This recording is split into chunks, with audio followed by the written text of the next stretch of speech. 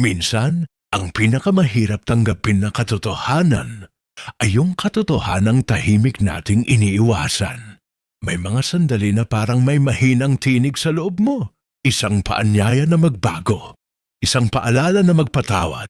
Isang tahimik na pagtawag na bitawan ng pride o control. Pero ang puso ng tao minsan ay nag-aatubili. Sinasabi mo sa sarili mo, mamaya na lang. Nagiging abala ka. At unti-unting itinutulak palayo ang paanyaya ng Diyos. Dahil kadalasan, ang paglago ay nangangailangan ng pagsuko. At ang pagsuko ay hindi laging komportable.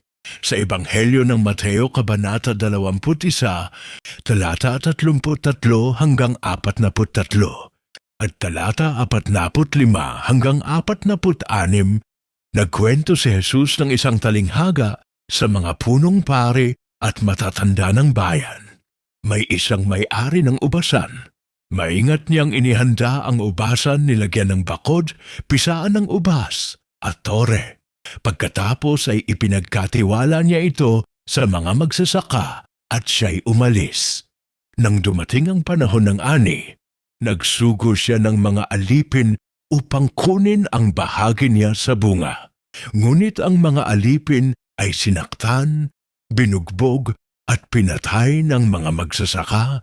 Nagpadala pa siya ng iba pang alipin, ngunit ganoon din ang ginawa sa kanila. Sa huli, ipinadala niya ang kanyang sariling anak. Iniisip na igagalang nila ito, ngunit sinabi ng mga magsasaka, ito ang tagapagmana. Halina't patayin natin siya upang mapasa atin ang kanyang mana.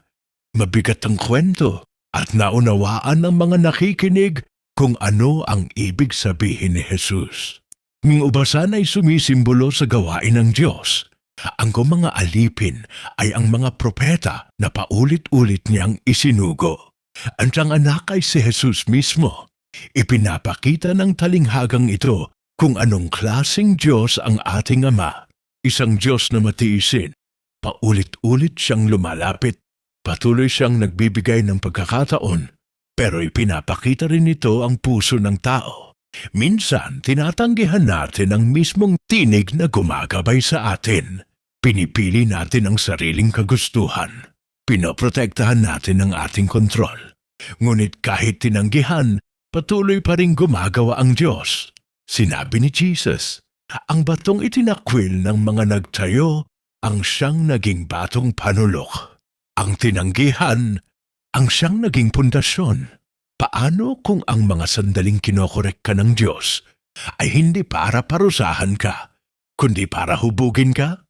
Paano kung ang mga paanyayang iniiwasan mo ngayon ang mismong daan patungo sa mas malalim na kalayaan?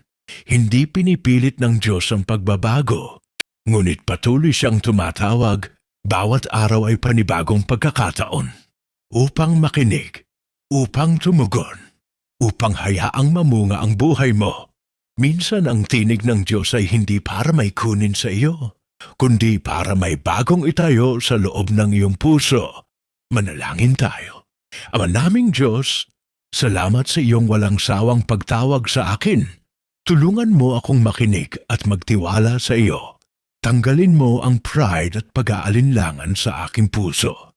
Hubugin mo ang aking buhay upang mamunga para sa iyo. Sa pangalan ni Jesus, Amen.